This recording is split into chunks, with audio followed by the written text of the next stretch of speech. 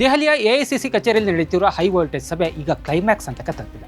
High command ನಾಯಕರ ಸಮ್ಮುಖದಲ್ಲಿಯೇ ಉಪಮುಖ್ಯಮಂತ್ರಿ DK Shivakumar ಅವರು ಕೊಟ್ಟ ಮಾತನ್ನ ಉಳಿಸ್ಕೊಳ್ಳಿ ಅಂತ ಹೇಳಿ ಸಿಂಹಗರ್ಜನೆ ಮಾಡಿದ್ದಾರೆ.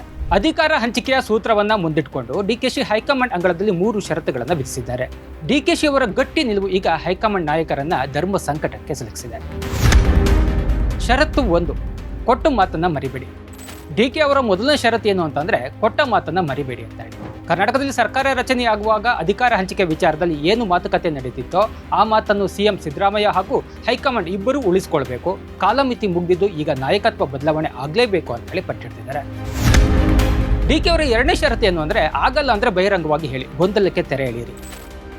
ಒಂದು ವೇಳೆ ಸಿದ್ದರಾಮಯ್ಯ ಅವರನ್ನೇ ಸಿಎಂ ಆಗಿ ಮುಂದುವರಿಸಲು ನಿರ್ಧರಿಸಿದ್ರೆ ಕೊಟ್ಟ ಮಾತನ್ನು ಈಡೇರಿಸಲು ಆಗುತ್ತಿಲ್ಲ ಎನ್ನೋದಾದರೆ ಅದನ್ನು ಹೈಕಮಾಂಡ್ ಹಾಗೂ ಸಿಎಂ ಇಬ್ಬರು ಕೂಡ ಜಂಟಿಯಾಗಿ ಮಾಧ್ಯಮಗಳ ಮುಂದೆ ಬಂದು ಬಹಿರಂಗವಾಗಿ ಒಪ್ಪಿಕೊಳ್ಳಲಿ. ದಿನನಿತ್ಯ ಈ ಗೊಂದಲಕ್ಕೆ ಮತ್ತು ಕಾರ್ಯಕರ್ತರ ಆತಂಕಕ್ಕೆ ತಕ್ಷಣ ತೆರೆ ಎಳಿಬೇಕು ಅಂತ ತಿಳಿಸಿದ್ದಾರೆ. ಡಿಕೆ ಅವರ ಫೈನಲ್ ಷರತ್ತು ಏನು ಅಂದರೆ ಹುದ್ದೆಯೂ ಬೇಡ, ಸಾಮಾನ್ಯ ಕಾರ್ಯಕರ್ತನಾಗಿರ್ತೀನಿ ಅಂತ ಹೇಳಿದ್ದಾರೆ. ಕೊಟ್ಟ ಮಾತನ್ನು ಉಳಿಸ್ಕೊಳ್ಳದಿದ್ರೆ ನನಗೆ ಕೆಪಿಸಿಸಿ ಅಧ್ಯಕ್ಷ ಸ್ಥಾನವೂ ಬೇಡ, ಉಪಮುಖ್ಯಮಂತ್ರಿ ಪಟ್ಟವೂ ಬೇಡ. 2 ಸ್ಥಾನಗಳಿಗೂ ನಾನು ರಾಜೀನಾಮೆ ನೀಡಲು ಸಿದ್ಧನಿದ್ದೇನೆ.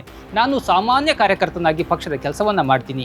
ಈ 3 ಷರತ್ತುಗಳನ್ನು ಹೈಕಮಾಂಡ್ ನಾಯಕರ ಮುಂದಿಟ್ಟು ಡಿಕೆ ಇದು ನನ್ನ ಫೈನಲ್ ಡಿಸಿಷನ್ ಅಂತ ಹೇಳಿದ್ದಾರೆ. ನೀವು ಯಾವ ನಿರ್ಧಾರ ತೆಗೆದುಕೊಳ್ತೀರೋ ಅದು ನಿಮಗೆ ಬಿಟ್ಟಿರೋದು ಅಂತ ಹೇಳಿ ಹೈಕಮಾಂಡ್ ಅನ್ನು ಈಗ ಇಕ್ಕಟ್ಟಿಗೆ ಸಿಲುಕಿಸಿದ್ದಾರೆ.